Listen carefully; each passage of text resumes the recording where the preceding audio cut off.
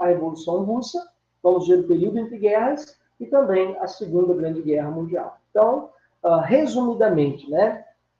Por que essa é a Primeira Guerra Mundial? Né? Porque muita gente bate na tecla do seguinte: professor, sempre teve guerras ao longo da história humana, por que esta é a primeira? Né? E é bem verdade, se você voltar da história da antiguidade, da guerra entre gregos e persas, romanos e cartagineses, Idade Média, as cruzadas, Guerra dos 100 anos, Guerra dos 30 anos, Guerra dos 7 anos, ou seja, em todo momento da história houve guerra. Agora, quando a gente olha para a Primeira Guerra Mundial, de 1914 a 1918, foi uma guerra diferente de qualquer uma outra guerra da história humana. Uma guerra como nenhuma outra guerra na história, tanta tecnologia que estava no setor industrial e foi aplicada no cenário da guerra, nos campos de batalha, com o único e último fim: ceifar vidas humanas. Foi uma guerra diferente, porque além de colocar nos campos de batalha muita tecnologia, foi a guerra que mais ceifou vidas humanas na história até a Segunda Guerra Mundial. Na Primeira Guerra Mundial foram 25 milhões de vidas humanas, mais 20 milhões de inválidos. Na Segunda Guerra serão em torno de 75 milhões. E é uma guerra que vai envolver muitas nações, vai mudar a geopolítica mundial, vai mudar o mapa da Europa, vai mudar a hegemonia das forças no mundo, e o mundo nunca mais será o mesmo depois da Primeira Guerra Mundial. Então, o nosso foco da nossa aula agora é entender esse importante conflito do século XX, o mais importante conflito do século XX. Tudo bem? Vou projetar aqui para vocês nosso slide. O material eu já mandei para vocês lá no grupo da turma, tá? Tanto o resumo quanto ao PowerPoint, tá? Deixa eu abrir aqui para vocês. Professor, Falar. A última aula você falou que explicou sobre o quê? Falei sobre o imperialismo e falei sobre a unificação italiana e alemã. A última aula de história, né? Ok.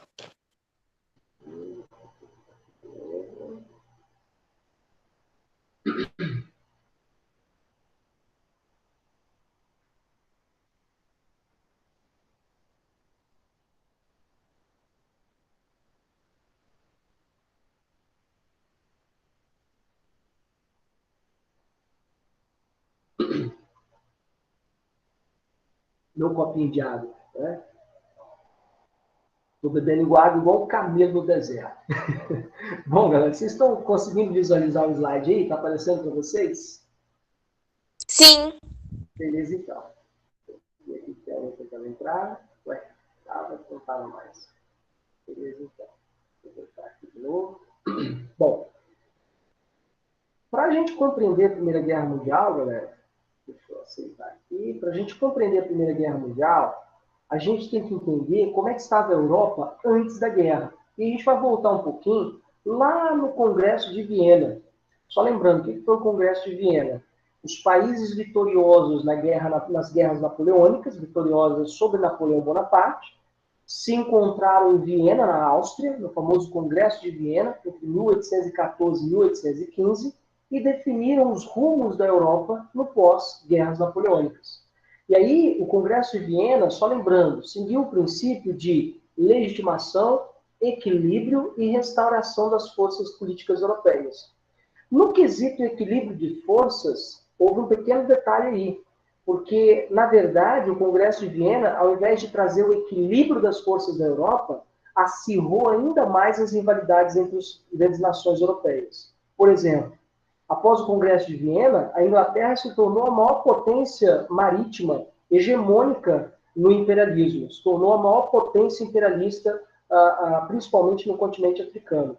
Houve o crescimento do Império Russo, o crescimento do Império Austríaco.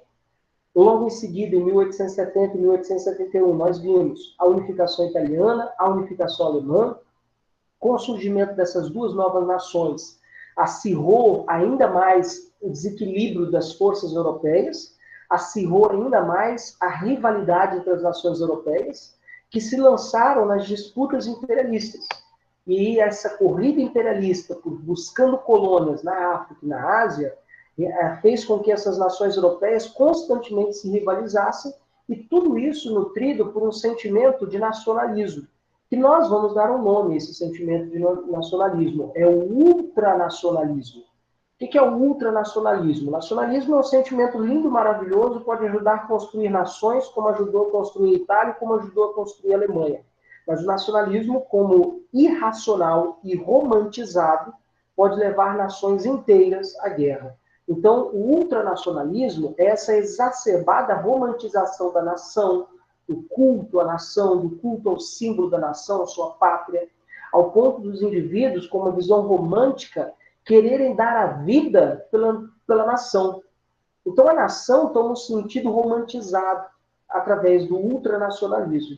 Então, repito, antes da guerra, antes da Primeira Grande Guerra, desequilíbrio das forças europeias, principalmente causado pelo Congresso de Viena, disputas entre Império Russo, Império Austríaco, Império Britânico, a unificação italiana-alemã em 1870 e 1871, com o surgimento dessas duas novas nações, acirrou ainda mais a rivalidade entre as nações europeias. Aliado a isso, veio as disputas imperialistas, e com a corrida imperialista entre essas grandes nações, alimentou-se o sentimento de ultranacionalismo. E esse nacionalismo vai mover jovens morrer nos campos de batalha, nas trincheiras da Primeira Guerra Mundial. Em um primeiro momento, era tudo amor, paixão, quase como velada pela nação.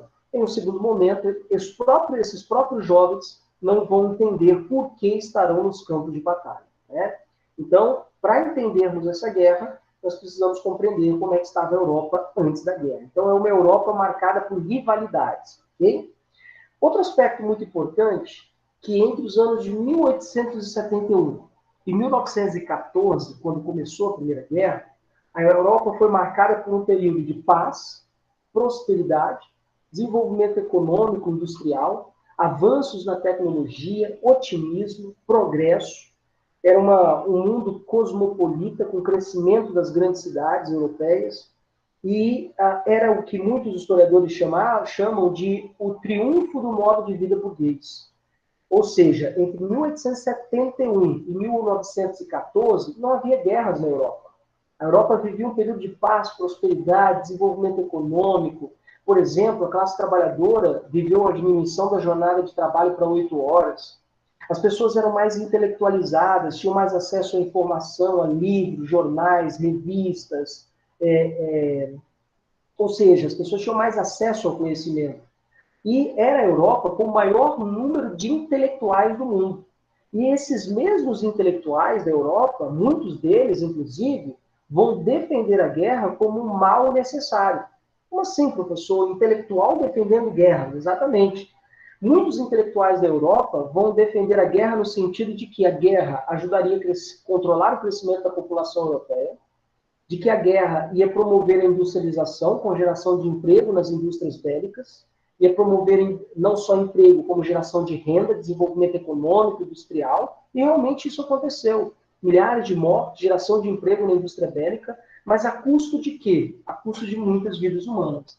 Então, essa galera intelectualizada da Europa, bebendo na fonte do cientificismo, de que existe uma raça superior, né, a visão de que o europeu era moderno, civilizado, vai defender a guerra como um mal necessário. E os intelectuais diziam, olha, vai ser uma guerra muito rápida, porque as grandes nações europeias estão tão bem armadas que, em questão de semanas, ou não, de dias, vai sair um vitorioso. Só que esses intelectuais, eles não preveram a guerra de trincheiras, né?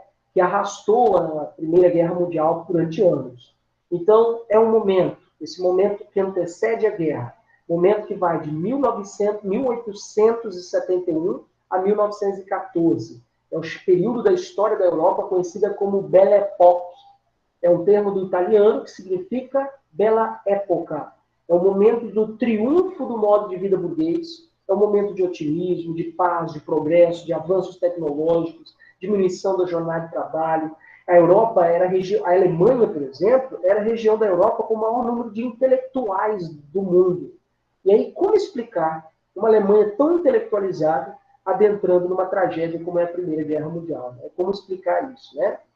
Avanços tecnológicos como, por exemplo, a locomotiva a vapor de Richard Cruikshank, o telégrafo de Samuel Morse, o automóvel de Carl Friedrich Benz, o Ford T, bom, bonito e barato, o telefone de Graham Bell, né, o avião de Alberto Santos Dumont. Tá? Inclusive, né, Alberto Santos Dumont, quando viu seu invento ser utilizado para a guerra, ele afundou em depressão, uma depressão terrível. E em 1932, quando houve a Revolução Constitucionalista em São Paulo, ele viu o avião, seu invento, o avião sendo usado para bombardear São Paulo, ele cometeu suicídio, né? O Alberto Santos Dumont, o nosso inventor do avião, né?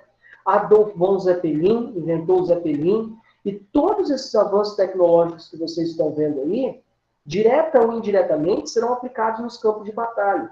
Automóveis vão se tornar tanques blindados, né? Aviões vão se tornar aviões de guerra. Vão surgir locomotivas para transportar homens para o fronte de batalha. O telégrafo, o telefone para a comunicação das tropas. O Zeppelin para espionagem, jogar bombas sobre o inimigo.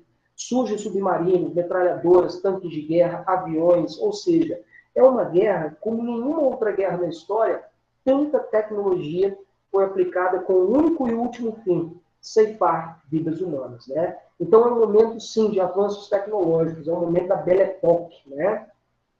A última grande guerra da Europa, para vocês terem uma ideia, ela terminou em 1871. Nós vimos essa guerra. É a Guerra Franco-Prussiana, né? Entre 1870 e 1871, franceses e prussianos entraram em guerra, mas foi a última guerra da Europa. E aí, de 1871 até 1914, a data início da Primeira Guerra, né? Houve um período de paz, prosperidade, desenvolvimento econômico, era a Bela Époque. A Bela Época. Tudo bem até aí, galera? Todo mundo entendeu esse período que antecede a guerra? Alguma dúvida, pergunta? Professor, então basicamente esse período antes da guerra foi só de revolução tecnológica?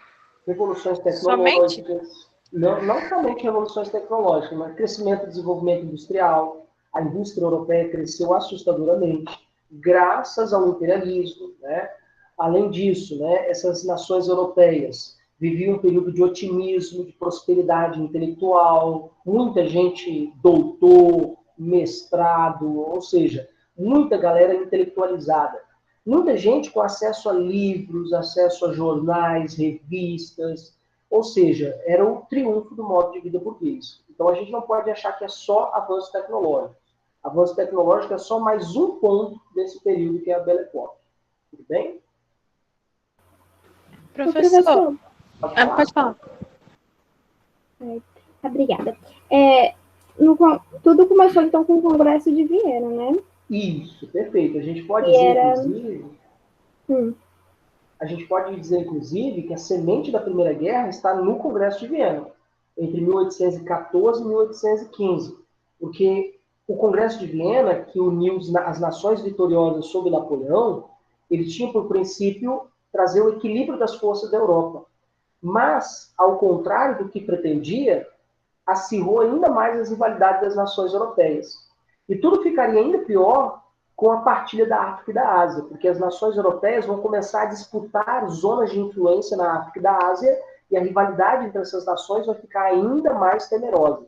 E aí surgem duas novas nações, Itália e Alemanha, a unificação italiana e a unificação alemã, e, consequentemente, essas duas novas nações vão trazer mais desequilíbrio de forças na Europa. Por que mesmo dividiram? Para colonizar, né? Isso, o imperialismo era a divisão da África e da Ásia, para colonizar. Aí, no princípio, ele só queria restaurar as monarquias, né? Isso, a princípio, só restaurar as monarquias. Isso aí. Aí, como que virou isso de colonizar depois? Aí essa questão da colonização já é o imperialismo que nós estudamos, né? A partir da África e da Ásia. Aí já é um outro tópico. Mas está atrelado, essa disputa imperialista está ligada justamente a essas nações que vão sair vitoriosas no Congresso de Viena. Tá? Então, por exemplo, quais são as grandes nações imperialistas? Inglaterra, França, Áustria, Hungria, né? A Bélgica, as grandes nações que vão disputar a África e a Ásia. Tudo bem? Vamos lá. Perguntas? Tudo bem, galera? Podemos continuar? Professor, mas se fosse considerar um ponto assim, que fosse o ápice não, mas tipo, o ponto mais importante do que aconteceu antes da guerra, Qual Uhum. seria um ponto, assim, seria o Congresso de Viena? Seria o quê? Você diz como causa ou como antecedente? Se for Um como causa, principal ponto antecedente à guerra, sim. Se que for o caracterizasse. principal ponto que caracteriza o que antecede a guerra, é a Belle Époque. Essa Belle Époque é o principal momento que caracteriza a Europa antes da guerra. Antes da guerra, a Europa vivia paz, prosperidade, desenvolvimento intelectual, desenvolvimento tecnológico, avanços, otimismo. Ele vivia esse momento. Só que, ao mesmo tempo que vivia esse momento, havia intensa rivalidade entre as nações, né? Que vai desencadear na guerra. Tudo Ah, bem? tá. Teria, tipo, alguma forma da gente. Como é que eu posso falar? Assim, uma forma que mais. Que geralmente alguma vez caiu assim no Enem, ou nunca caiu. Ah, a gente vai chegar nas causas, nas rivalidades. Eu vou chegar nessa parte agora. Tudo bem? Ah, beleza, professor. Beleza? Tranquilos, galera? Dúvidas, perguntas? Foi depois da Revolução Industrial, no caso, né? Isso aí a gente está na segunda fase da Revolução Industrial. Bem depois da Revolução Ah, Industrial. Ok. Bem, perguntas, vamos lá. Então, continuando, galera. E aí, para a gente compreender esse conflito, e que é muito cobrado no Enem e em vestibulares, é você compreender as rivalidades entre as nações europeias. São três grandes rivalidades que você tem que entender. A rivalidade entre Alemanha e Inglaterra, a rivalidade entre Alemanha e França, e a rivalidade entre Alemanha e Rússia. Professor, a Alemanha está rivalizando com todo mundo, exatamente. A Alemanha, recém-unificada em 1871, ela vai criar rivalidades com um monte de nações. E nos campos de batalha, essas rivalidades serão traduzidas na Primeira Guerra Mundial. Ok? E aí a gente vai estudar cada uma dessas rivalidades. E aí eu preciso que você tome um pouquinho de atento agora, porque esse tópico aqui é um dos mais importantes para o Enem e para vestibular. Por exemplo, da onde surgiu a rivalidade entre Alemanha e Inglaterra? Assim que a Alemanha se unificou em 1871, vitoriosa na Guerra Franco-Prussiana, ela se industrializou muito rapidamente. E a indústria alemã e os produtos industriais industrializados da Alemanha, passaram a ser amplamente consumidos em todo o mundo. Para vocês terem uma ideia, se vocês olharem para esse gráfico aqui, ó, deixa eu colocar aqui um ponteiro, opção de ponteiro, marcar texto, caneta. Ó.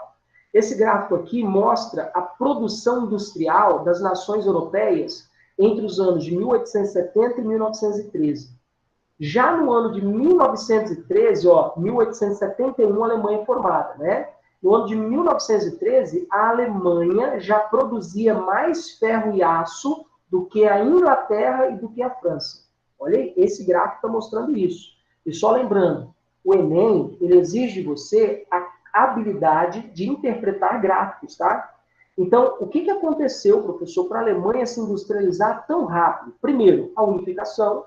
Segundo, o fato de que a Alemanha, saída vitoriosa da batalha da Guerra Franco-Prussiana, ela recebeu as regiões de Alsácia e Lorena, que eram regiões ricas em minério de ferro e carvão mineral. Só lembrando, minério de ferro e carvão mineral, eu tenho a matéria-prima e a fonte energética para a indústria siderúrgica.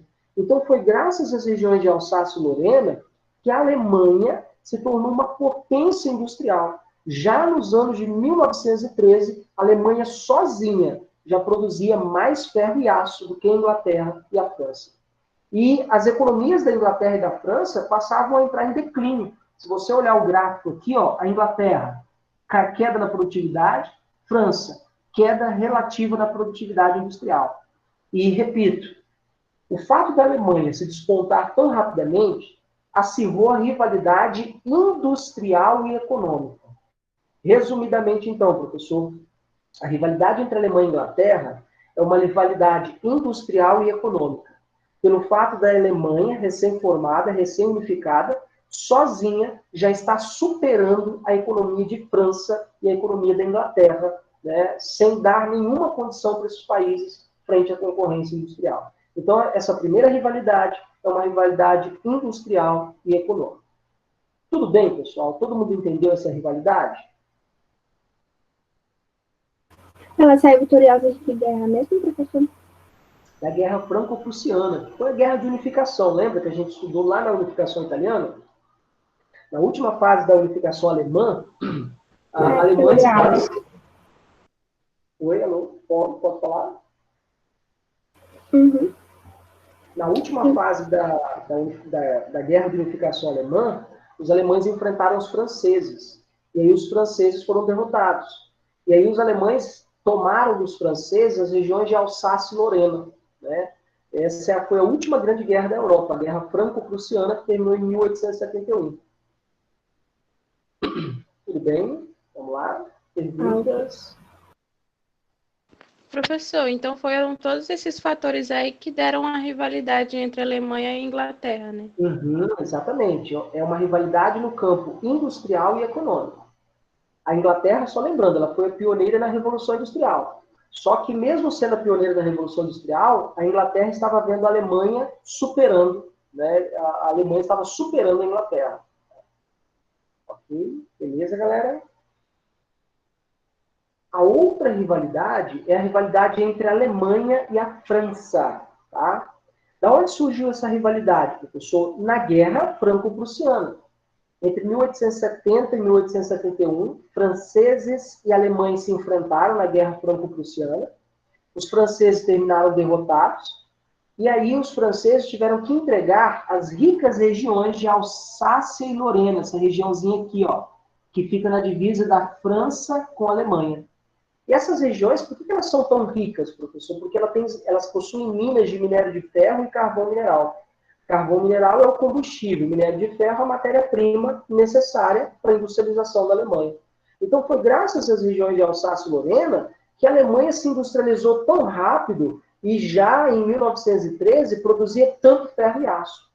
E os franceses, professor, a partir da derrota na Guerra Franco-Prussiana, os franceses passaram a afundar economicamente, passaram a viver um declínio econômico. A economia francesa passou a ficar dependente de outras nações e os franceses começaram a nutrir um sentimento nacionalista de revanchismo frente à derrota pela Alemanha. Não é à toa que quando começa a Primeira Guerra e os alemães vão invadir Paris, contraditoriamente, os franceses, ao invés de mandar um forte contingente militar para defender a sua capital, os franceses dividem as tropas e mandam um grupo de soldados para Alsácia e Lorena, porque eles queriam recuperar essas regiões, né, de Alsácia e Lorena. Então, a rivalidade entre franceses e alemães é uma rivalidade política e econômica, que envolve sentimento de nacionalismo, um sentimento de revanchismo da França para recuperar as regiões de Alsácia e Lorena. Então, vamos lá.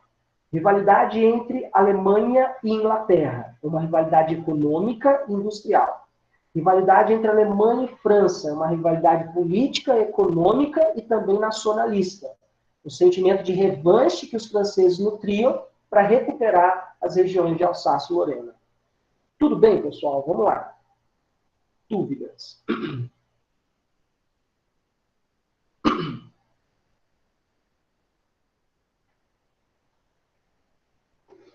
Beleza, podemos continuar? Professor, pode continuar. Ok, então, e a última rivalidade, a rivalidade entre Alemanha e Rússia, o Império Russo. Tá? Então, essa rivalidade entre a Alemanha e o Império Russo, ela se dá nessa região dos Balcãs. A região dos Balcãs é a região aqui, ó, que compreende a Grécia, a Bulgária, Romênia, Iugoslávia, Sérvia. Essa região aqui é a região dos Balcãs. Historicamente falando, essa região sempre foi disputada. Foi disputada entre o Império Austríaco, o Império Alemão, o Império Russo, o antigo Império Turco-Otomano. Todo mundo queria um pedacinho da região dos Balcãs. Tá? E a Alemanha tinha um sonho ambicioso de construir uma grande estrada de ferro ligando Berlim, capital da Alemanha, a Bagdá, capital do Iraque. Professor, o que tem no Iraque para que a Alemanha queira construir uma estrada de ferro tão grande? Petróleo. Petróleo. O objetivo dos alemães era ter acesso às jazidas de petróleo do Iraque. O Iraque era um grande produtor de petróleo da época, só lembrando, o petróleo será o grande combustível da segunda fase da Revolução Industrial. E aí os alemães começaram esse plano audacioso para construir a estrada de ferro. Porém, mais todavia, no entanto, essas regiões como Sérvia, Romênia, Bulgária, eram nações que estavam sob defesa do Império Russo. E E o Império Russo mandou um ultimato, ó, estrada de ferro nessa região jamais será. Eu não permito. Ou seja, a rivalidade entre os alemães e os russos começou com a ideia, a pretensão da construção dessa estrada de ferro.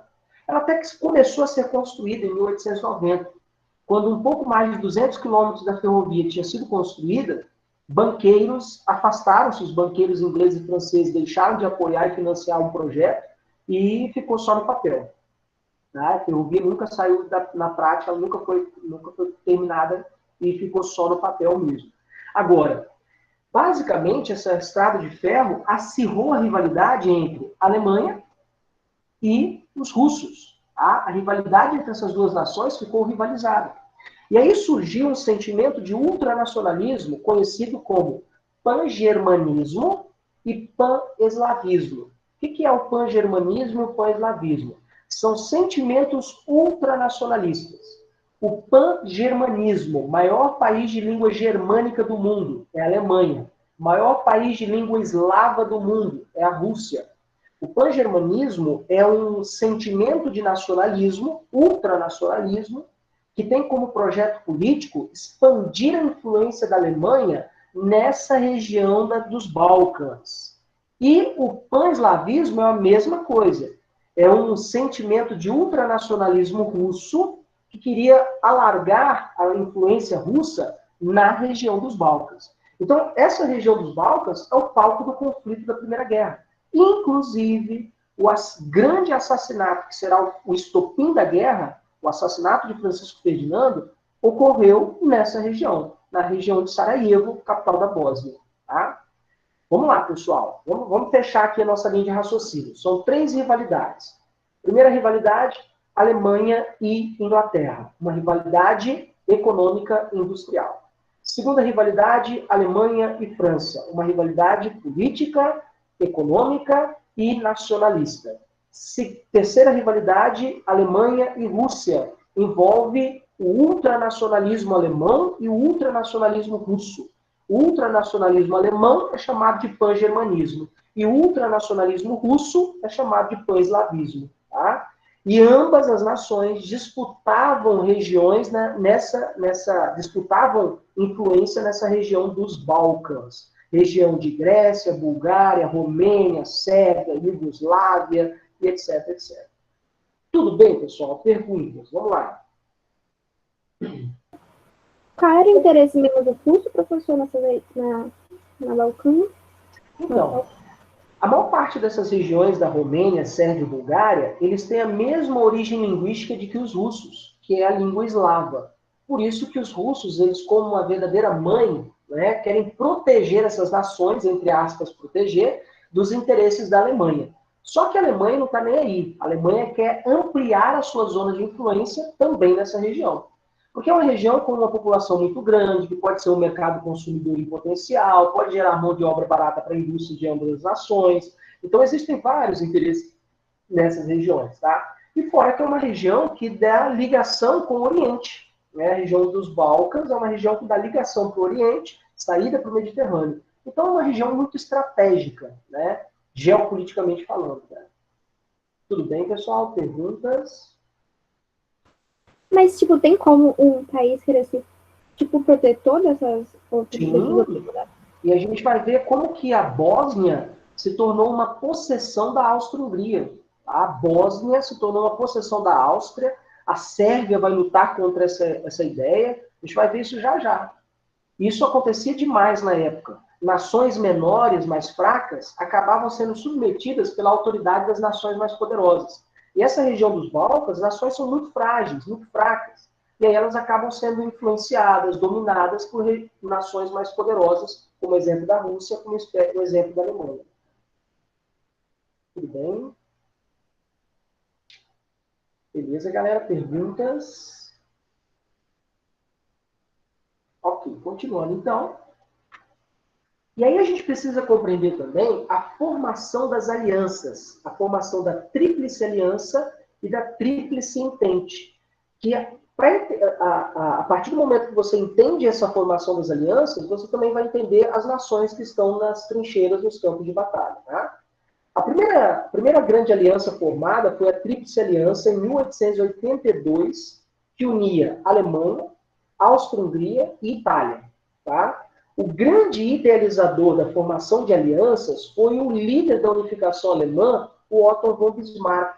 Otto von Bismarck sempre foi um defensor de que as nações europeias deveriam se aliar, deveriam formar alianças para se desenvolverem, para prosperarem e evitar conflitos. Só que nesse caso específico, as alianças foram criadas justamente para a guerra, curiosamente, né? E aí tudo começou em 1882, quando alemães e austríacos se uniram. A união entre a Áustria e a Alemanha é perfeitamente normal e possível. E por quê? Porque tanto os alemães, aqui a bandeira alemã, quanto os austríacos, eles possuem a mesma identidade cultural. Eles são povos de origem germânica. Por serem povos de origem germânica, perfeitamente natural que alemães e austríacos se unissem. Essa união entre a Alemanha e a Áustria, nós chamamos de Auschwitz. Tá? Então, alemães e austríacos se uniram.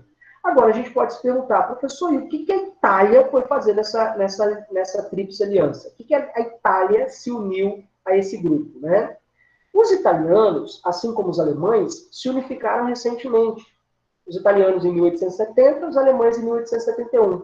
E só lembrando, na Guerra Austro-Prussiana, os italianos, inclusive, mandaram tropas para ajudar o exército alemão. Então, os italianos tinham uma boa relação com a Alemanha. E levando em consideração o fato de que essas nações recém-surgidas, elas também acabavam se lançando tardiamente na corrida imperialista. Então, o que elas fizeram? Elas uniram força para se industrializar e também se lançar na corrida imperialista. Então, a Tríplice Aliança uniu Alemanha, Áustria-Hungria e Itália. Tá? Professor, por que a Áustria-Hungria? Porque são duas monarquias juntas. A Áustria-Hungria é uma bimonarquia. Tá? São duas nações juntas. Então, Alemanha, Áustria-Hungria e Itália formou a Tríplice Aliança. E a Tríplice Entente começou a ser formada em 1907, com a união entre Inglaterra e França em um primeiro momento. Aí você pode pensar assim, poxa, professor, mas inglês e francês, historicamente falando, sempre foram inimigos. E é verdade. Inglês e francês, historicamente, nunca se deram bem. É só você voltar um pouquinho na história. Guerra dos 100 anos, francês e inglês. Guerra dos 30 anos, francês e inglês. Guerra dos 7 anos, francês e inglês. Ou seja, ao longo da história, francês e inglês sempre lutaram entre si. E aí a gente pode se perguntar agora, por que franceses e ingleses vão se unir justamente agora? Justamente contra o inimigo em comum. O inimigo que é a Alemanha.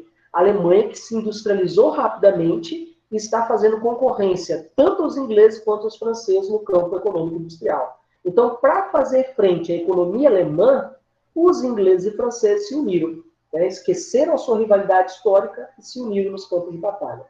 E a Rússia, aqui eu tenho Inglaterra, e aqui eu tenho França, e aqui eu tenho França, e a Rússia, professor, entrou quando nessa história? Os russos entraram na Tríplice Entente porque os russos eram fortemente dependentes do capital inglês e do capital francês para se industrializar. Os russos eram muito dependentes dos banqueiros franceses, dos industriais ingleses para se industrializar.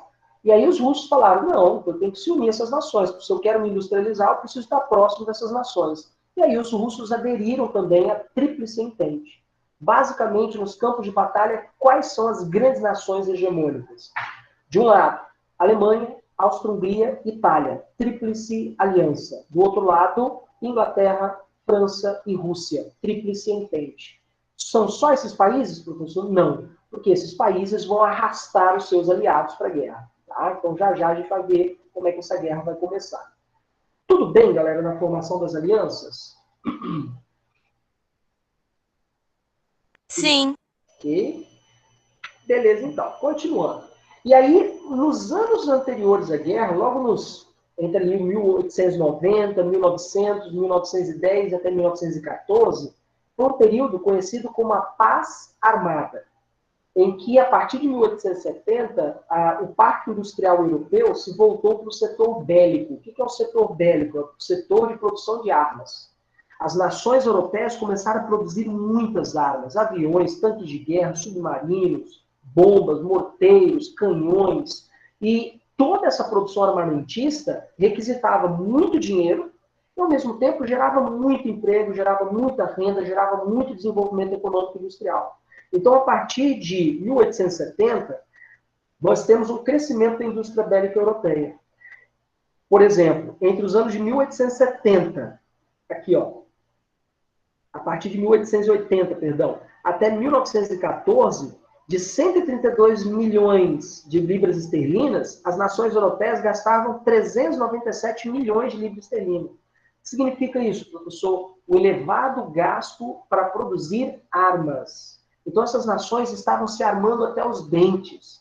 Os políticos dessas nações já falavam, a guerra vai acontecer, só é uma questão de tempo. Os intelectuais já diziam, a guerra precisa acontecer para controlar o crescimento populacional, para gerar emprego e renda, a guerra precisa acontecer. E aí, a guerra já era certa, só era uma questão de tempo. E esse período em que as nações europeias voltaram sua indústria para a produção de armas, ficou conhecida como período de paz armada, que vai de 1870 aproximadamente até 1914, período conhecido como paz armada. E interessante, só para vocês terem uma ideia, muito comum nas indústrias o emprego do trabalho feminino, tá? O trabalho feminino sendo aplicado na indústria bélica. E por que isso, professor? Principalmente depois que a guerra começou, os homens foram para o campo de batalha. E as mulheres ficaram para construir armas, bombas. E as mulheres foram empregadas nessa indústria. Tá? Nesse momento não se fez distinção de gênero, né? Curiosamente. Tá? Tudo bem, galera? Perguntas?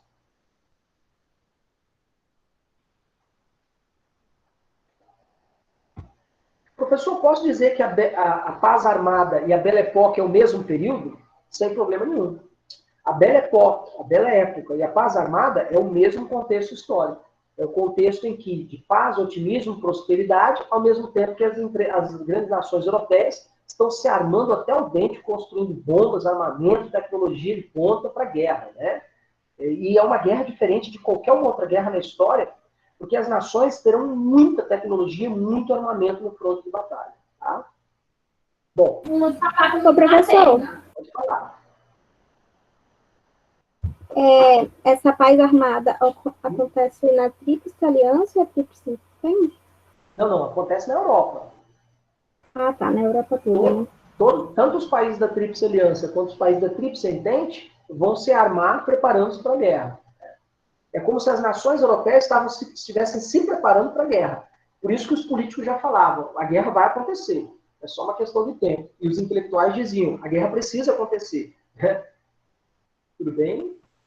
Precisa mesmo para quê?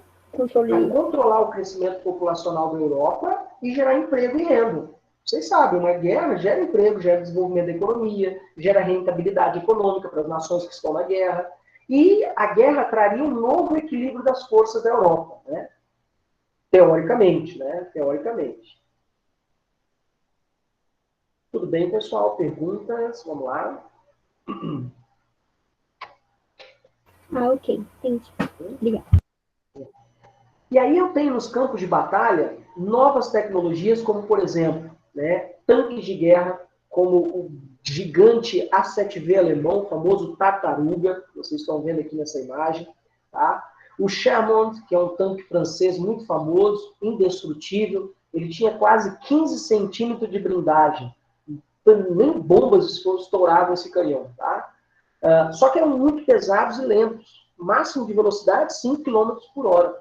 Tá? Carros foram adaptados e blindados para a guerra, como, por exemplo, o próprio Rolls-Royce. Aqui eu tenho o Rolls-Royce blindado, preparado para a guerra. Tá? Lança-chamas foi o destaque da Primeira Guerra Mundial. Outro destaque, as metralhadoras, como a britânica Gardner e também a Vickers, que eram metralhadoras relativamente portáteis, eram carregadas por 2 homens, um carrega a metralhadora, o outro carrega o tripé.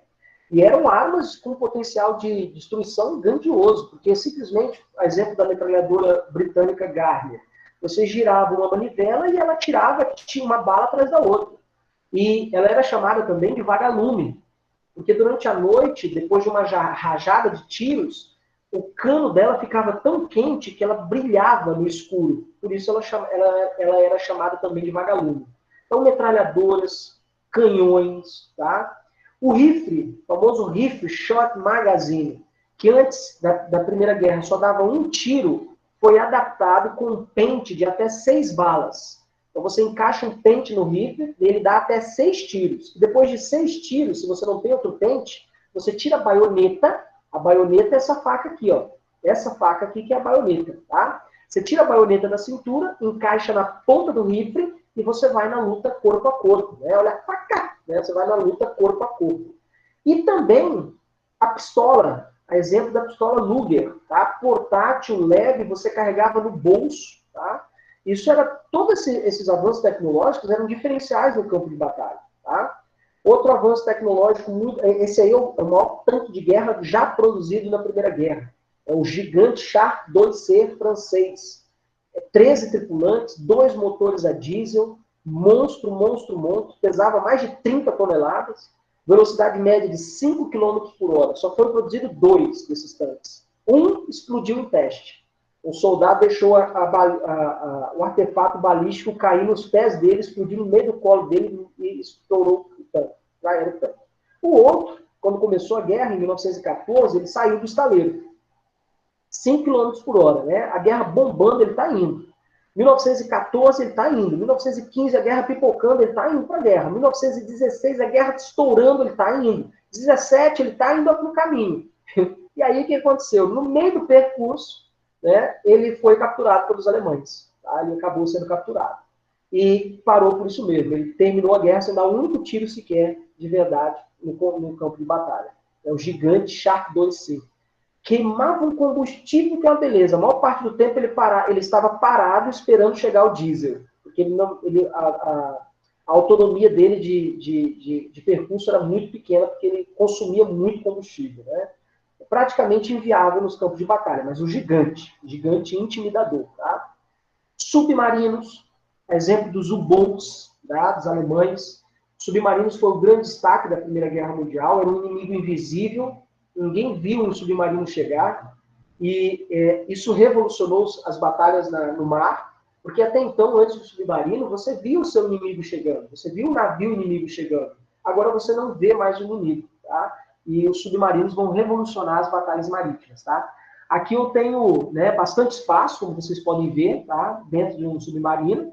E aqui eu tenho o painel de controle dos submarinos. Estão vendo que é tudo digital, né? Só que não. Tudo na base da manivela, sob pressão de ar quente e vapor d'água. Tudo na base da manivela e pressão de vapor. Tá? Ou seja, esse é o painel de comando do submarino. Você guiava um submarino com esse monte de manivela que vocês estão vendo aqui. Tá? Além do submarino, o avião, que foi projetado por Alberto Santos Dumont, inclusive, repito, Alberto Santos Dumont, quando viu seu invento sendo utilizado para a guerra, caiu uma depressão profunda.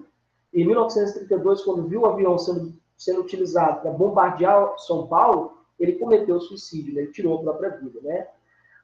E o que havia de mais terrível nos campos de batalha, as armas químicas. Gás mostarda, gás lacrimogênio, gás cloro. Tá? Era algo muito novo nos campos de batalha. E esses gases neutralizavam tropas inteiras.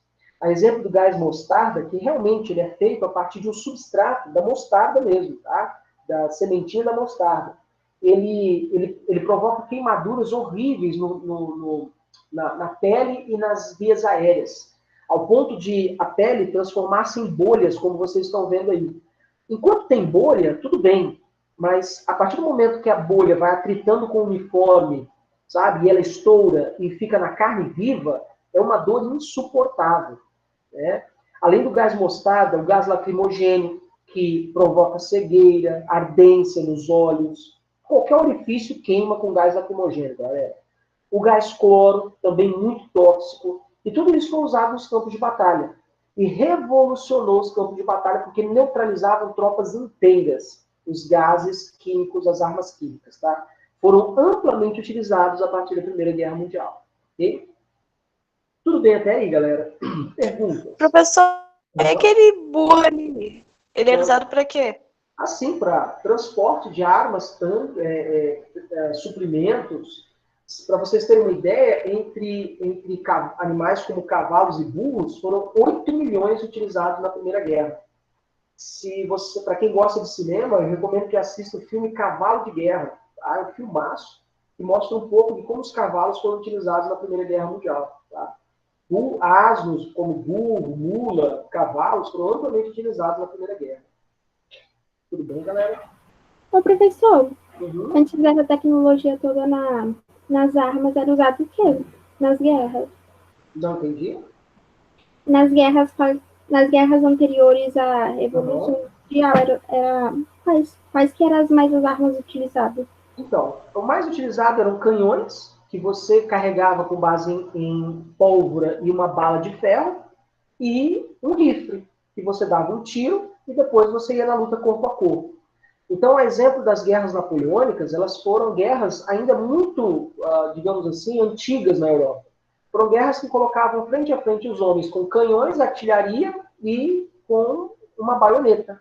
E aí, quando acabava a munição, a luta era corpo a corpo. Você tirava a baioneta, que é a faca, né, da cintura, encaixava na ponta do rifle e ia na luta corpo a corpo contra o seu inimigo.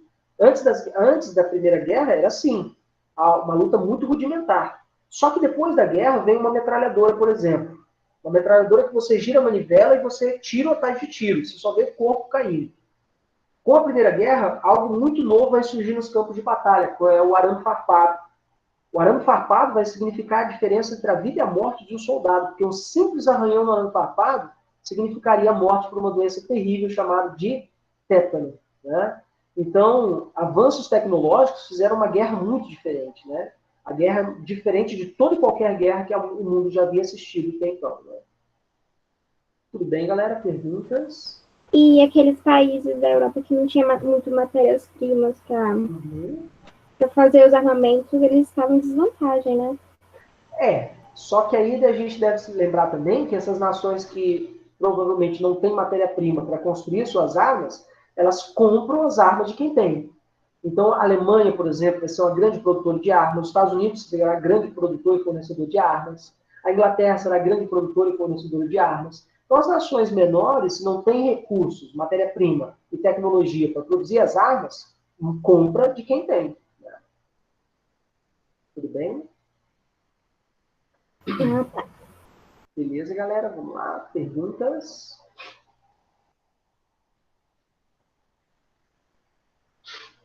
E aí agora a gente vai falar um pouquinho sobre justamente o assassinato, o conflito nos Balcãs que desencadeou a Primeira Guerra Mundial, o estopim da guerra, tá?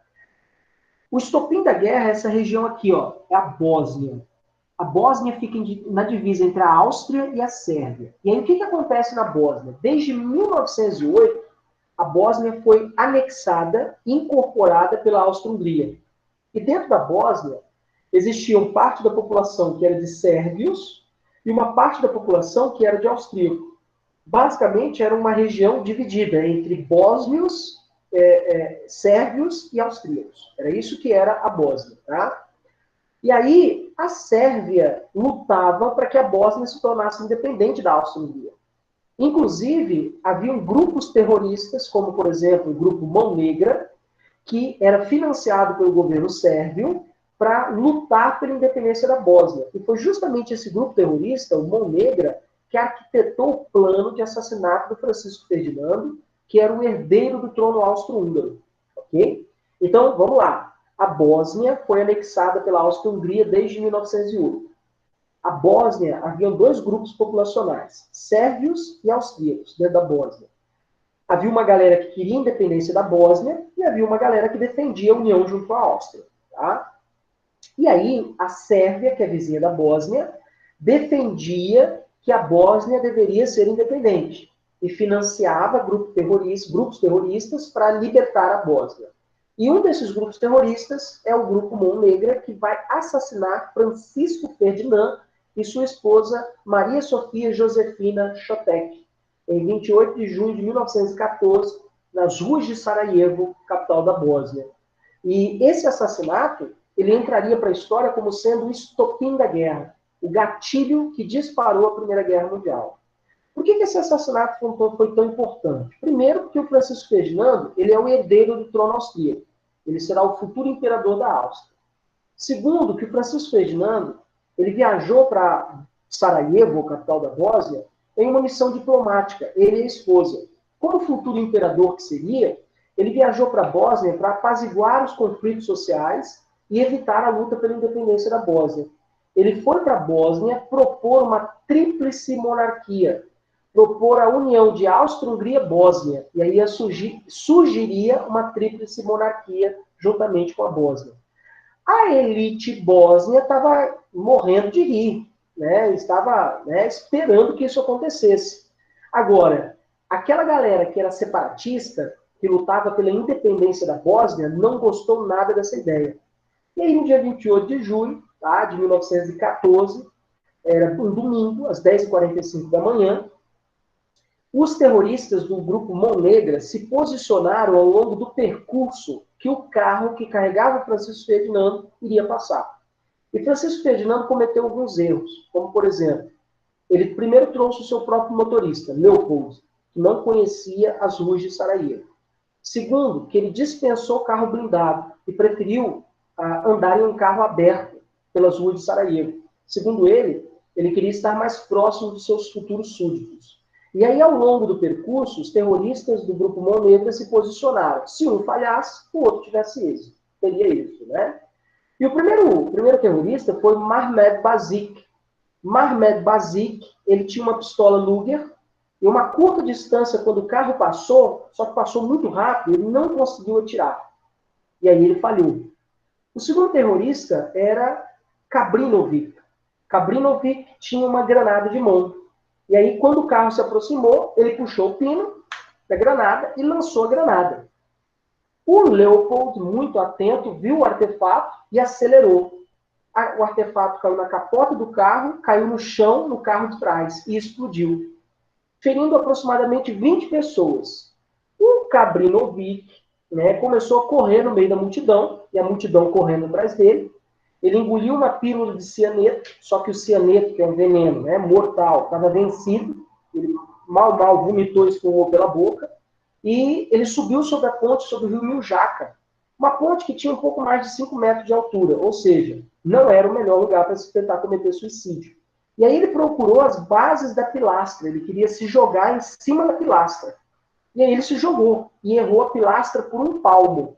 Ele errou, caiu do lado da pilastra, caiu dentro do rio. E o rio estava assoreado, estava com meio palmo de água e o resto tudo lama. E aí ele foi preso, tá? Gabrinovic foi preso. E a comitiva do Francisco Ferdinando, imediatamente, foi para o Palácio Governamental, para a prefeitura. Disparada, né? Rompendo. E os outros terroristas, o Tchevchenko, o Popovic e o Gravilov Príncipe, eles não conseguiram cumprir, né? Porque o carro passou muito rápido. E aí, depois de algumas horas, visitando a sede governamental, Francisco Ferdinando e a esposa tiveram a ideia de visitar os feridos no hospital. E aí eles chamaram Leopoldo para ir até o hospital de Sarajevo. Só que, repito, Leopoldo não conhecia as ruas de Sarajevo. E o piquete militar, alguém esqueceu de informar o piquete militar que Leopoldo não conhecia as ruas. E num carro não foi à frente, os carros foram vindo atrás, curiosamente. Olha o outro erro, tá? E aí eles saíram, e o Leopoldo tentando olhar as placas e se localizando pelas placas. Ele errou o caminho, teve que fazer uma manobra, e aí, no momento que ele estava dando ré no automóvel, numa cafeteria, em frente onde ele estava dando ré no automóvel, estava justamente um dos terroristas tomando café, Gravilov Príncipe. Gravilov Príncipe, de apenas 19 anos de idade, não acreditou na cena que viu. Ele simplesmente levantou da cafeteria, sacou a sua pistola Luger e atirou 2 vezes apenas. Um tiro acertou o jugular de Francisco Ferdinando e o outro tiro acertou o abdômen da Maria Sofia. E aí, imediatamente ele foi preso ali mesmo, o Gravilov Príncipe foi preso imediatamente, e o Francisco Ferdinando teria sido a pessoa que falou a última frase, né, para Maria Sofia. Viva para as nossas crianças, para os nossos filhos, né? Não morra, viva para os nossos filhos. E ela acabou morrendo, ele também morreu. E o assassinato de Francisco Ferdinando foi o estopim da guerra. Talvez esse jovem terrorista de apenas 19 anos de idade, ele não tinha nem ideia de quais seriam as consequências do ato que ele teve, né, de assassinar o herdeiro do trono austro-húngaro, né? A consequência foi o início da Primeira Grande Guerra Mundial. Agora, é bem verdade que muitos historiadores dizem o seguinte, gente, a guerra ia acontecer mais cedo ou mais tarde.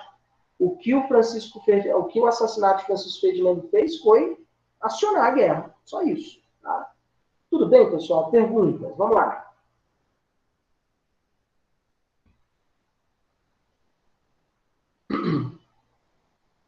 Beleza, galera? Tudo bem? Professor, eu Uhum. entendi a morte dele, mas Uhum. por que foi o estopim? Vamos lá, vamos entender isso agora. Assim que Francisco Ferdinando foi assassinado, a Áustria, ela exigiu à Sérvia que a Sérvia desarmasse todos os seus grupos terroristas e entregasse todos os prisioneiros para serem julgados pelas leis austríacas. Se a Sérvia não fizesse isso, imediatamente a Áustria iria declarar guerra à Sérvia. Só que quem é a nação que defende a Sérvia? A Rússia. A Rússia imediatamente mandou um ultimato à Áustria. Áustria, fica na sua, porque a Sérvia está sob minha proteção, através do do pan-eslavismo, né? Aquela ideia do ultranacionalismo de alargar as zonas de influência da Rússia na região dos Balcãs. Tá? Assim que a Rússia deu um ultimato à Áustria, a Alemanha deu um ultimato à Rússia. Rússia, fica na sua. Porque se você declarar guerra à Áustria, eu vou declarar guerra a você. Assim que a Alemanha deu um ultimato à Rússia, a França ficou do lado da Rússia e deu um ultimato à Alemanha. E quando os alemães quebraram a neutralidade da Bélgica para invadir Paris, a Inglaterra declarou guerra à Alemanha. E aí o sistema de alianças foi acionado. E aí começou a Primeira Guerra Mundial. Então, tudo começou aqui, na Bósnia, região de Sarajevo, né, com o assassinato de Francisco Ferdinando. Tudo bem, pessoal? Dúvidas? Vamos lá. Professor, você pode repetir a parte da Alemanha e da Inglaterra? Uhum. Repito, sim. Vamos lá. Vou fazer de novo um novo panorama, tá? Vou fazer todo esse percurso de novo, tá? Deixa eu só fechar aqui para não confundir você. Deixa eu... Vou botar aqui de novo. Beleza. Então, vamos lá. Assim que necessariamente, opção de ponteiro, né? Assim que necessariamente o Francisco Ferdinando, que era o herdeiro do trono austro-húngaro, foi assassinado, a Áustria-Hungria ela deu um ultimato à Sérvia. A Sérvia tinha 72 horas para desarmar, prender e deportar todos os terroristas que ela financiava. E aí, esses terroristas seriam julgados segundo as leis da Áustria. E se a Sérvia não entregasse os terroristas, a Áustria iria invadir a Sérvia. Só que lembrando, a Sérvia ela está sob proteção da Rússia. A Rússia, naquela ideia do pan-eslavismo, de alargar a influência sobre os países da região da Península Balcânica, se colocou em proteção, né, para proteger a Sérvia. E deu um ultimato aos austríacos. Ó, Áustria, fica na sua. Porque se você invadir a Sérvia, eu declaro guerra contra você. Imediatamente, os alemães se posicionaram contra os russos. Rússia, fica na sua. Porque se você invadir a Áustria, eu declaro guerra contra você. Os franceses se colocaram em favor da Rússia e deram um ultimato aos alemães. Os italianos se aliaram à Alemanha, deram ultimato à França e deram ultimato à Rússia. E quando finalmente a Bélgica teve a sua neutralidade quebrada, quando os alemães invadiram Paris, a Inglaterra declarou guerra à Alemanha. Basicamente, o que vai acontecer aqui? Quem são os países da Tríplice Aliança? Tríplice Aliança, Alemanha, Áustria-Hungria e Itália. Países da Tríplice Entente, Rússia, França e Inglaterra. O sistema de alianças foi acionado. Tudo bem?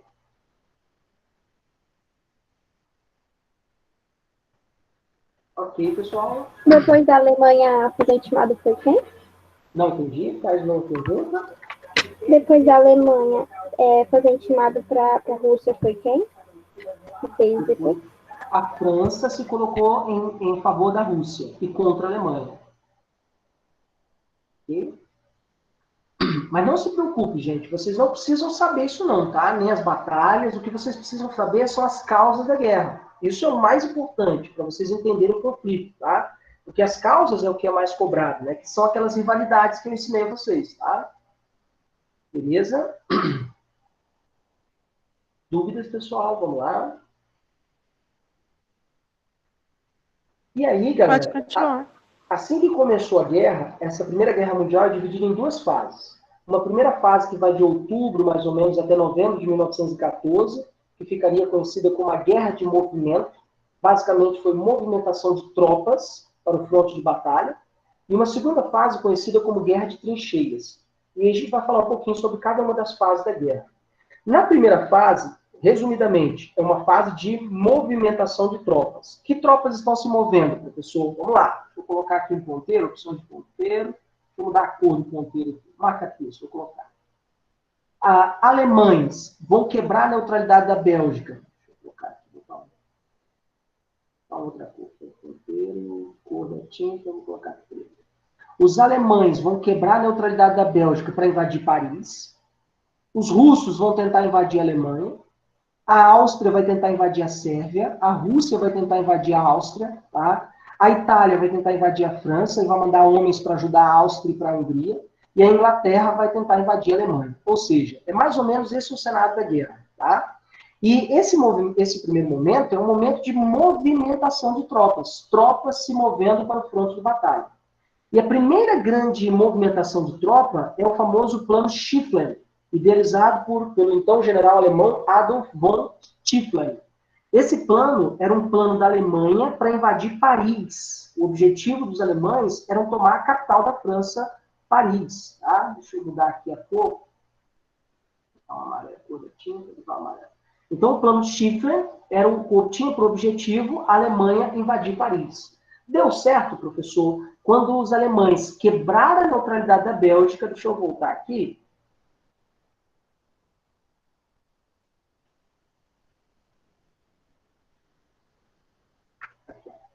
Quando as tropas alemãs quebraram a neutralidade da Bélgica, porque, veja bem, opção de ponteiro, cadê? Porque Paris está aqui assim, ó. Aqui está Paris. E aí as tropas, elas tinham dois caminhos. Ou passar por baixo para invadir Paris, que era um percurso maior, ou uma linha reta. E vocês sabem, né? A melhor distância entre dois pontos é uma linha reta.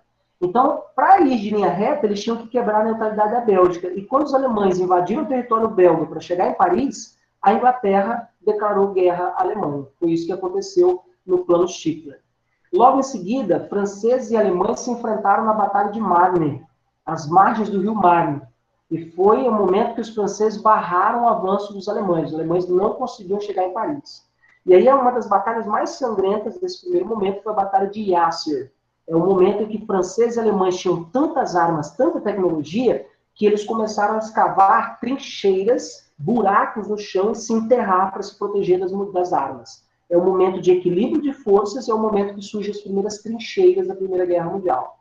E os russos, tentando invadir a Alemanha, tiveram a primeira grande derrota, da Batalha de Tannenberg. A derrota russa foi amarga, tá?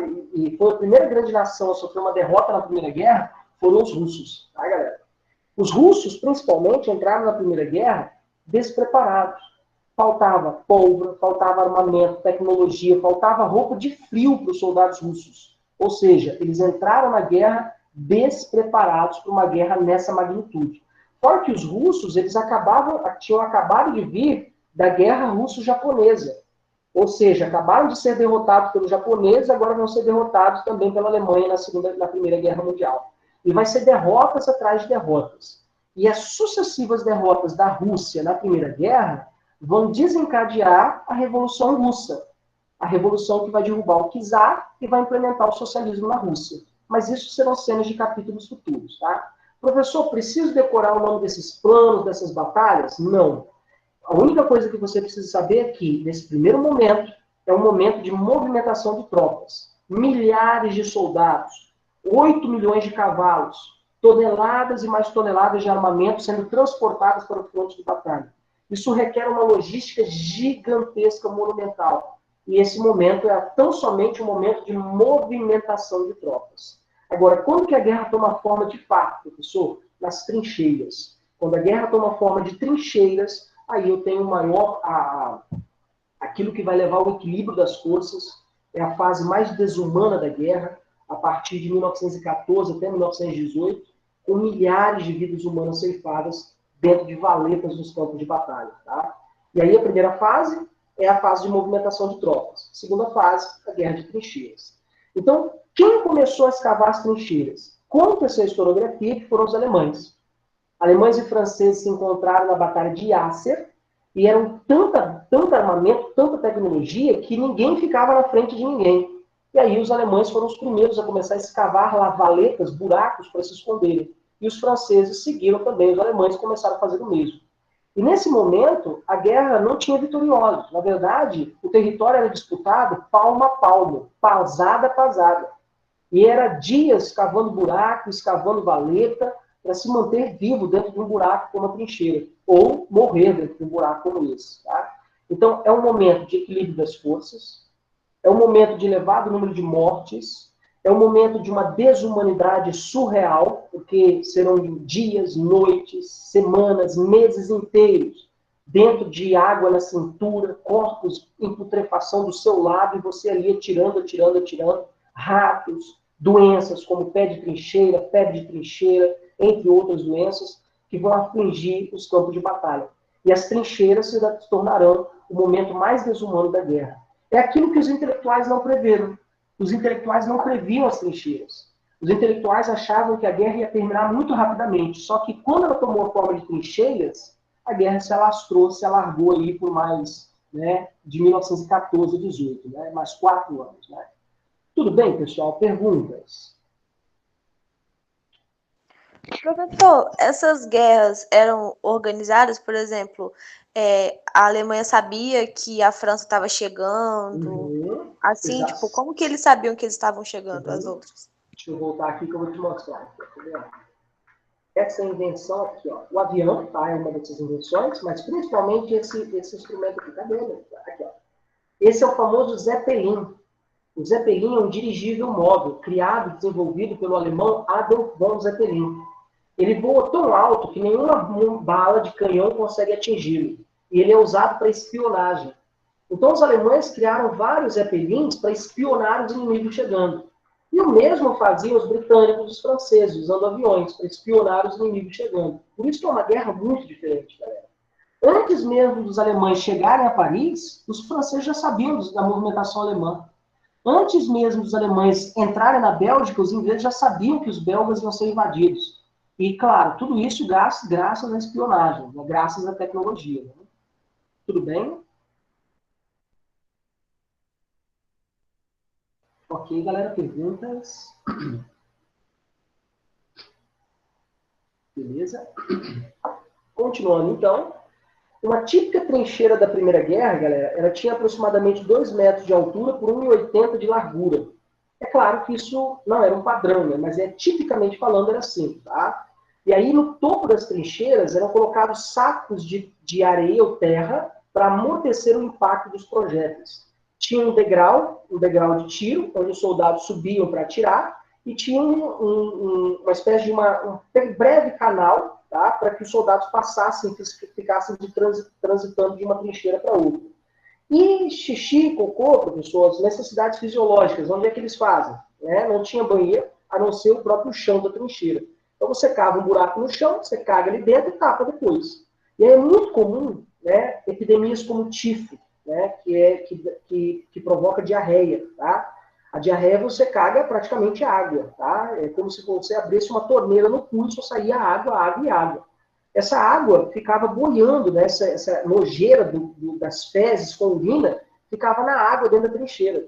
E isso causava doenças terríveis no campo de batalha, E dentro das trincheiras, os homens tentavam dormir, tentavam, como eu disse, muito comum a loucura das trincheiras, soldados que enlouqueciam, sem nenhuma condição de sair de um lugar como esse, eles enlouqueciam e saíam das trincheiras para serem mortos pelos inimigos, ou cometiam suicídio, atiravam na própria cabeça, né? E aí eu separei alguns relatos aqui que já caíram em questões de vestibular e Enem, tá? Olha esse relato do capitão inglês C.J. Patterson. Trincheiras, pedaços de equipamento, roupas, seguramente com manchas de sangue, munição, ferramentas, chapéus, etc, etc. Por todas as partes. Pobres desgraçados mortos por todas as partes. Alguns são dos nossos, outros são da primeira brigada de guardas que passaram por aqui antes de nós. E muitos são alemães. Também capitão C.J. Patterson, um dia antes dele morrer nos campos de batalha, tá? Essa carta. Todas as coberturas estão rompidas e pisoteadas. Toda a grama está pisoteada de barro, buracos ali onde estouraram os projéteis. Membros separados de seus troncos pelas explosões. Em todas as partes, os mesmos sinais terríveis, sombrios e impiedosos da batalha e da guerra. Já tem o estômago cheio de tudo isso. O que ele quer dizer? Que ele já está acostumado com a guerra. E aqui vocês veem o arame farpado, tá vendo? Ó? Gente, o arame farpado revolucionou os campos de batalha. O arame farpado foi criado por um inventor norte-americano, foi criado nos Estados Unidos. E era para cercar ovelhas, cercar animais. E aí, rapidamente percebeu-se o potencial que essa arma tinha nos campos de batalha. Um simples arranhão no arame farpado era a diferença entre a vida e a morte de um soldado por uma doença chamada de tétano. Tá? Esse é um relato de um soldado francês, Raymond Legendre.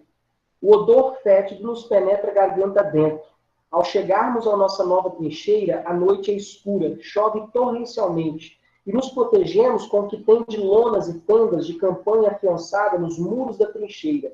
Ao amanhecer o dia seguinte, constatamos estarrecidos que nossas trincheiras estavam feitas sobre um monte de cadáveres, e que as lonas que nossos predecessores haviam colocado estavam para ocultar da vista os corpos e restos humanos que ali havia. Olha o horror que era esse ambiente de guerra, né?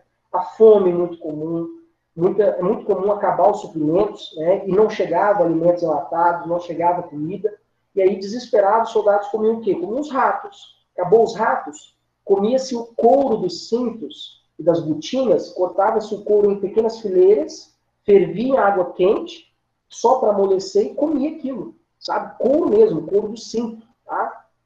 Não tem nutriente nenhum, mas ocupa espaço no estômago para sanar a fome, tá? Muito comum também nos campos de batalha, doenças, como o famoso pé de trincheira, tá? Professor, meu Deus do céu, o que é o pé de trincheira? Isso é horrível, né? O pé de trincheira é uma patologia causada por exposição contínua da pele humana à água. Então era muito comum, principalmente no período chuvoso, que você estivesse dentro de uma trincheira com água na cintura, durante semanas. E não havia tempo para você, gente, vamos dar um timezinho na guerra, só para a gente colocar o pezinho para o alto aqui, para dar uma secadinha no pé. Não tinha tempo para isso. Você só tinha tempo para atirar, atirar e atirar, né? E aí o que muito comum acontecia é que a pele, que é uma órgão do corpo humano, a pele perdia sua impermeabilidade e bactérias entravam. E a pele e a carne começavam a entrar em putrefação. Ou seja, necrose. A pele está necrosando. E não sentia dor, porque a necrose, ela rompe com os nervos, as pequenas terminações nervosas, e você não sente dor. Então você não sentia dor. Você sentia uma coceirinha ou outra, mas não sentia dor. Agora, o fim disso aí, professor, tem como recuperar? Não, é só amputação mesmo. Aí só tem um caminho, só amputação. Além do pé de trincheira, a febre de trincheira, muito comum, transmitida por piolhos, tá? A tifo, que é uma epidemia causada por água contaminada, por consumo de água contaminada. Então, nos campos de batalha não tem água potável, você bebe a água da poça de lama que está do seu lado. Né? Morrendo de sede, não tem outro caminho. Epidemias de tifo causam caganeira, a famosa diarreia, né? E com diarreia você desidrata, e a desidratação pode levar à morte, tá? E uma das doenças mais terríveis da Primeira Guerra foi a febre amarela, tá? E também a gripe espanhola. A gripe espanhola, para vocês terem uma ideia, de espanhola não teve nada, tá, gente? A gripe espanhola, o vírus da gripe espanhola surgiu nos Estados Unidos, durante a Guerra Civil Americana. E aí, quando os soldados americanos vieram para a guerra, trouxeram esse vírus. E o vírus sofreu uma mutação nos campos de batalha da Primeira Guerra, se aproveitando do sistema imunológico e do déficit de vitaminas do corpo dos soldados. E aí o vírus se espalhou por todas as trincheiras, as fronteiras, e chegou em vários países do mundo. Quando acabou a guerra, os soldados voltaram para casa e trouxeram a gripe espanhola junto. No Brasil, entre os anos de 1918 e 1919, a gripe espanhola matou 30 mil pessoas. Aí você pode pensar assim, poxa, professor, mas 30 mil não é nada, né? Porque a Covid matou agora 160 mil pessoas no Brasil. Então, o que é 30 mil, né? Na época, a população brasileira era de um pouco mais de 30 milhões de habitantes. Então, 30 mil pessoas é muita gente para 30 milhões de habitantes, tá, gente? Levando em consideração que hoje nós temos 206 milhões de habitantes, 160 mil já é um número significativo, tá? Então, a gripe espanhola matou muita gente no Brasil. Em todo o mundo foi 50 milhões de pessoas. Inclusive, no Brasil, a gripe espanhola matou um presidente da República. Tá? A gripe espanhola matou Rodrigo Alves, o presidente da República. Olha que doideira isso, cara. Mas, enfim, né? Bom, e aí, galera? E aí a guerra, ela vai tomar rumos a partir de 1915, quando a Itália mudou de lado. Como assim, professor? Os italianos deixaram a Tríplice Aliança? Deixaram a Tríplice Aliança. Na verdade, as negociações para que a Itália mudasse de lado já estavam ser feitas nos bastidores pela França e pela Inglaterra. Franceses e ingleses prometeram aos italianos que, se eles mudassem de lado, as regiões de Trentino, Tirol Meridional, Trieste, Gorizia e Istria seriam anexadas à Itália. Essas regiões estão aonde, professor? Na divisa da Áustria com a Itália. Está nessa região aqui. Então, foi prometido à Itália que, se ela lutasse do lado da França e do lado da Inglaterra, contra a Alemanha e contra a Áustria, se ela mudasse de lado na guerra, ela receberia essas regiões como bonificação. E os italianos fizeram o quê? Mudaram de lado na guerra. Passaram a lutar do lado da Inglaterra e do lado da França. Isso em 1915. E aí, em 1917, os Estados Unidos entraram na guerra. Quando a guerra começou, os Estados Unidos, eles adotaram uma política de neutralidade. E, ao mesmo tempo, forneciam empréstimos e mandavam armamentos e suprimentos para a Tríplice Entente. Mandavam armamento e suprimento para a França e para a Inglaterra. Só que o risco da Alemanha vencer a guerra era muito grande. E os banqueiros e industriais norte-americanos temiam que, se a Alemanha vencesse a guerra e a França e a Inglaterra fossem derrotadas, franceses e ingleses nunca conseguiriam pagar a sua dívida que tinham com os Estados Unidos. E aí os banqueiros e industriais norte-americanos começaram a pressionar o governo americano para entrar na guerra. E tudo foi muito rápido quando, em maio de 1915, um submarino alemão, um U-Boat, o U-20, afundou o navio norte-americano RMS Lusitana. O MRS Lusitana estava carregando, teoricamente, alimentos enlatados, medicamentos para o fronte de batalha. Hoje nós sabemos que, além de medicamentos e alimentos, o RMS Lusitana estava carregando toneladas e mais toneladas de armamentos. Então, era um alvo possível, sim. Então, quando o RMS Lusitana foi afundado por um submarino alemão, o então presidente dos Estados Unidos, o Woodrow Wilson, assinou a declaração de guerra em 6 de abril de 1917. E aí, oficialmente, os Estados Unidos entrou na Primeira Grande Guerra Mundial. Então, em um primeiro momento, a guerra começou em 1914. Até 1917, os Estados Unidos se colocou como neutro. Não vou me envolver. Mas fornecia armas e suprimentos para a França e para a Inglaterra.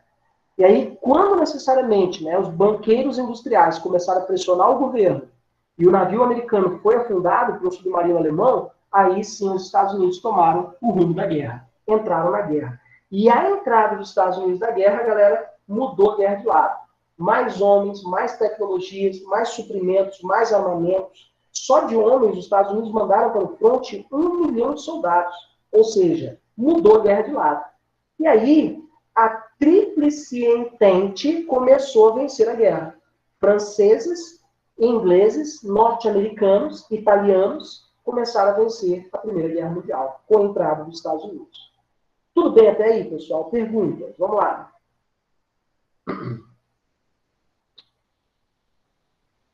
Dúvidas? Professor, quando os italianos saíram da Tríplice Aliança, sobraram a Alemanha e a Áustria, né? Isso, praticamente a Alemanha e a Áustria sozinhos, tá? Tá. E o que eles prometiam aos italianos, se fosse para a Entente? Então, se os italianos mudassem de lado, foi prometido as regiões de Trentino, Trieste, Tirol Meridional, Gorizia e Istria. E são umas regiões muito pequenas na divisa da Itália com a Áustria. Deixa eu voltar aqui, ó. Mais ou menos nessa região aqui. Deixa eu ver se... Aqui, ó. Mais ou menos essa regiãozinha aqui, ó. Essa região aqui é a região de Trentino, Trieste, Istria, Gorizia e Tirol Meridional. Só que essa região, uma vez prometida, não foi cumprida, tá? Depois a gente vai ver que não foi cumprida a promessa aos italianos, né? Tudo bem, galera? Beleza, pessoal? Dúvidas? Professor, então a Itália ela só saiu da Tríplice Aliança para a Entente por conta que eles não cumpriram o que eles prometeram, no caso, né? Ou não? Não, a Itália mudou de lado porque foi prometido a ela essas regiões. E a Itália estava percebendo que a Alemanha e a Áustria não iam conseguir sustentar a guerra por muito tempo. E provavelmente seriam derrotados. E aí os italianos fizeram uma escolha. Sob a promessa deles receber essa região, essas regiões, eles aderiram à Tríplice Entente. Quem prometeu essas regiões foram os ingleses e os franceses, tá? Tá. Aí a gente pode se perguntar assim, professor, mas como que os ingleses e os franceses prometeram uma região que nem era deles, era dos austríacos? Porque eles sabiam que assim que vencessem a Áustria, eles iam tomar esse país, iam dividir esse país, foi o que fizeram. A Áustria foi dividida em Áustria, Hungria, Tchecoslováquia e Iugoslávia. E aí parte desse território seria anexado à Itália. Ok? Tudo bem, Ok, pessoal? professor. Perguntas? Beleza? Voltando aqui, então. E aí, em 1917, os Estados Unidos entram na guerra, e em dezembro do mesmo ano, de 1917, a Rússia saiu do conflito. Repito, a Rússia nem contava. Digamos assim que a Rússia era... Né, como é que fala quando a pessoa é neutra no jogo? Café com leite, professor. Café com leite, exatamente. A Rússia era café com leite, galera. Porque não contava, era derrota atrás de derrota. Os russos estavam passando vergonha. Tinha um exército poderosíssimo, 13 milhões de homens, mas faltava roupa de frio para os soldados russos. Faltava botina para os soldados russos. Era uma vergonha, tá? E aí, galera, derrotas atrás de derrota. Ocorre a Revolução Russa em 1917, em outubro de 1917. Lenin, Vladimir Ulyanich Ulyanov, Lenin chega ao poder e promete pão, paz e terra. A paz ali significa retirar a Rússia da guerra. Só que os alemães, eles falaram o seguinte, tudo bem, Rússia, eu vou aceitar a sua saída da guerra, mas eu quero uma recompensação pela batalha, pela sua saída. E aí os russos, para a saída da guerra, tiveram que entregar a região da Finlândia, Letônia, Lituânia, Estônia, Polônia e Bielorrússia. Toda essa regiãozinha amarela aqui pertencia à Rússia. E os russos tiveram que entregar aos alemães. Os alemães se tornaram, né, donos de todos esses territórios. Isso ainda no ano de 1917.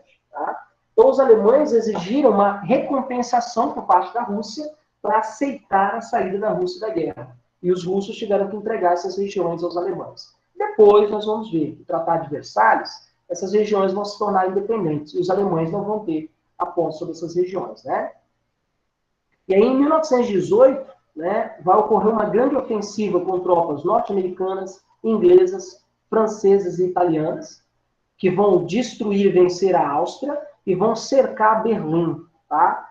E aí, no dia 9 de novembro, o então Kaiser alemão Guilherme II sofre um atentado.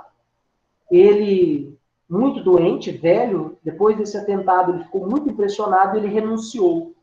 E aí foi proclamado na Alemanha, na cidade de Weimar, a República. Por isso o nome República de Weimar.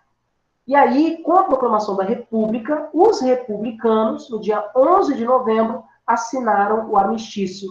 O que é o armistício, professor? É a rendição. Era o fim da Primeira Grande Guerra Mundial.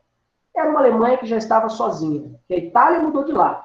A Áustria-Hungria derrotada. Os alemães sozinhos estavam carregando a guerra nas costas. E aí eles não tinham como resistir uma aliança tão grande. Estados Unidos, Inglaterra, França e Itália juntos. E aí os alemães se renderam em 11 de novembro de 1918.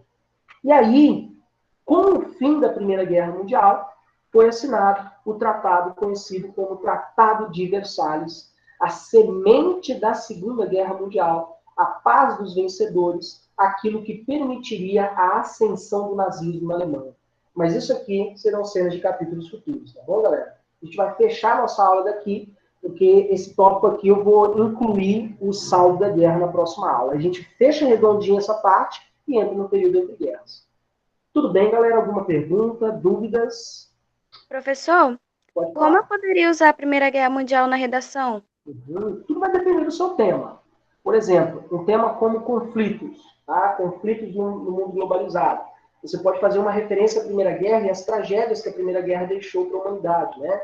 Se cai, por exemplo, questões como civilização, modernidade, a Primeira Guerra Mundial vai inaugurar a pós-modernidade. Então, você pode fazer algumas referências como relação ao uso de armas químicas, é a primeira vez. Tanta tecnologia no fronte de batalha para ceifar vidas humanas, também você pode utilizar, fazer uma referência à guerra. Então, depende tudo do seu tema, tá? Tudo bem? Entendi, obrigada. Beleza, galera? Perguntas, dúvidas?